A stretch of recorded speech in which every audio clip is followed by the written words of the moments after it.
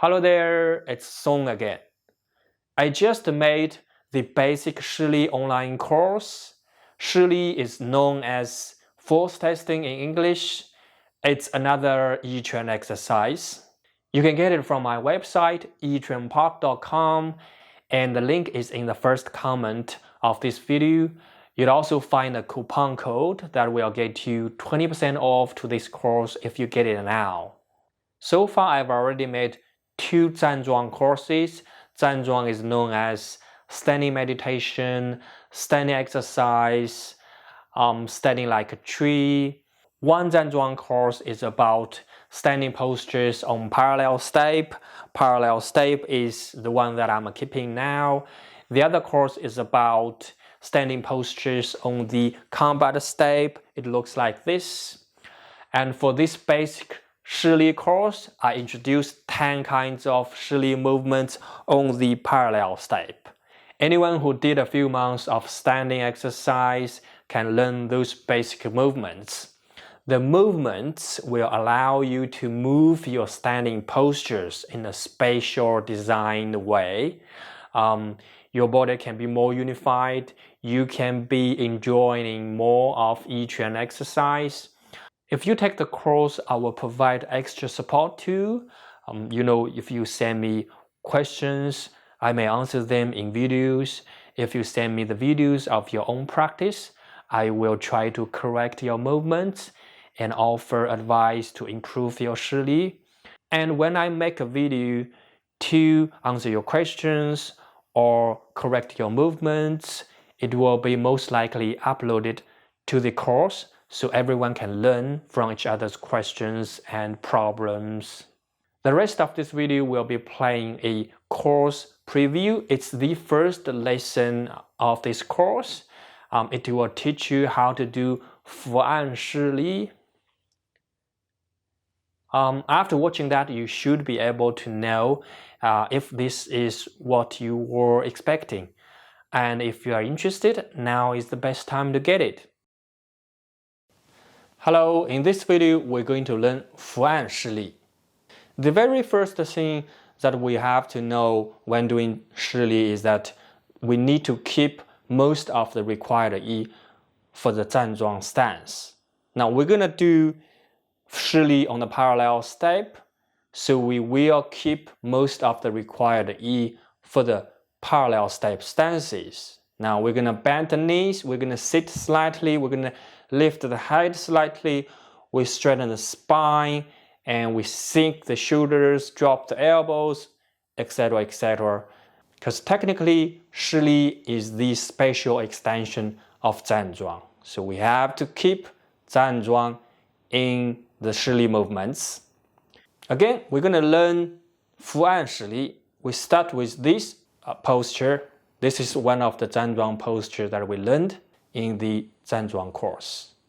Imagine standing on the waist deep water and our hands are pressing a big balloon. And now we're going to press the balloon into the water.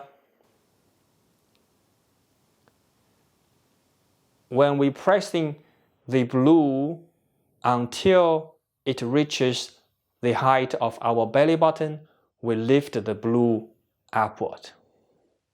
Now when the hands are reaching to the height of our mouth, we press again. Lift, press. Lift, press. Lift, press. Details about your wrists. When we press with the palm heels, right here. We press mainly by the palm heels, press. Now when we lift, your wrists are pretty loose, like this. Press, lift, press, lift, press, lift. Your fingers are always gently grabbing, and grabbing the ball, either pressing or lifting.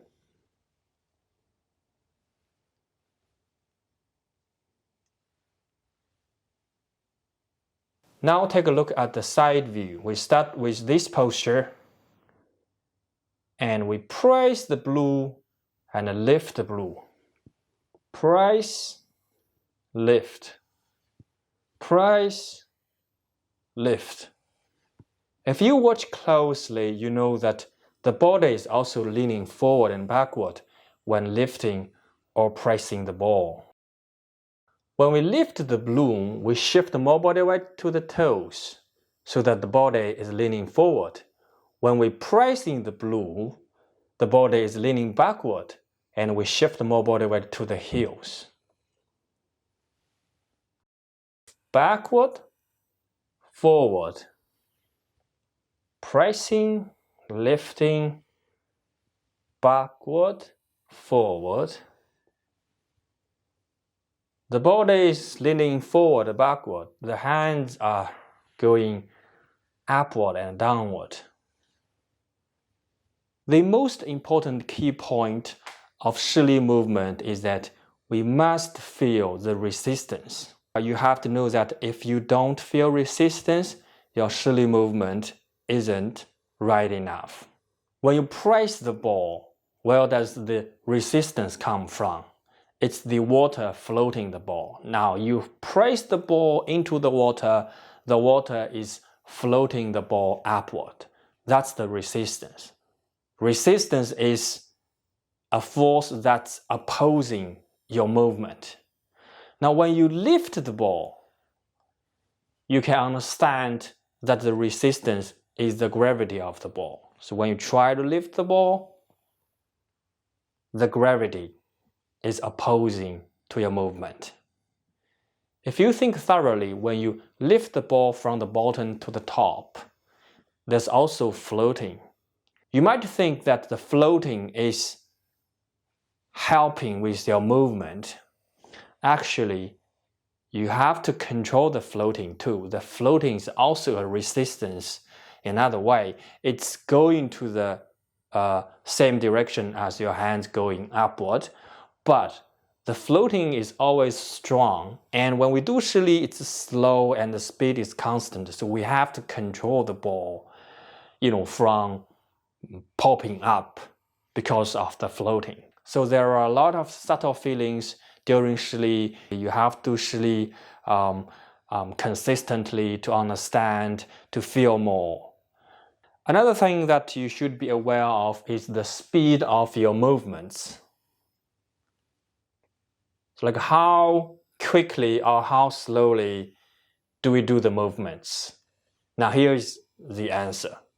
We practice slowly. We practice extremely slowly.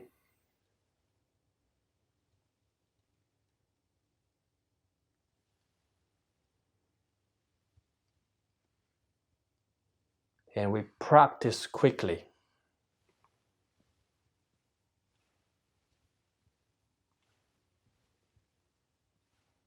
So when we do Shili, we have to practice at all kinds of speed.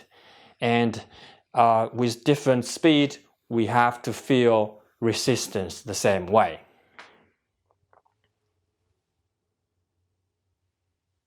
But as the beginner, you have to know that you do it slowly is better than you do it quickly. So you have to experience all the speed. But if you want to improve Shili, you have to start doing them very slowly. Another thing is the circles of the hands. In the very beginning, if you are not used to these big circles, you can start with small circles. Circles like this. And then you do it bigger, like middle circles.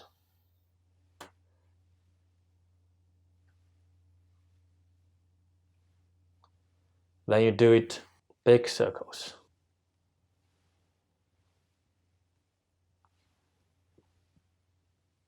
How big can it go? Anywhere between your eyebrow and your belly button, the circles are fine. Your hands don't need to go to, over your eyebrows like this. This would be too much. So you control your circles between your eyebrows and your belly button. Another thing that I want to emphasize here is that if you watch closely, you might have seen it already. The body is always slightly moving ahead of your hands.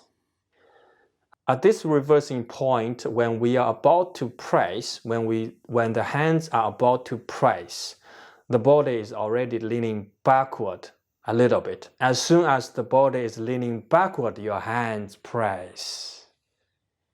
Once again, at this reversing point, when the hands are about to press, the body is already leaning backward. At the other reversing point, when the hands are about to lift, the body is already leaning forward. And then the hands are sort of catching up.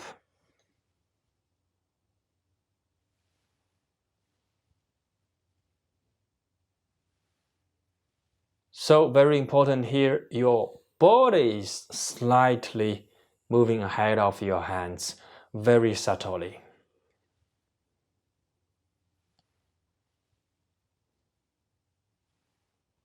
That's the end of this instruction. See you in the next video.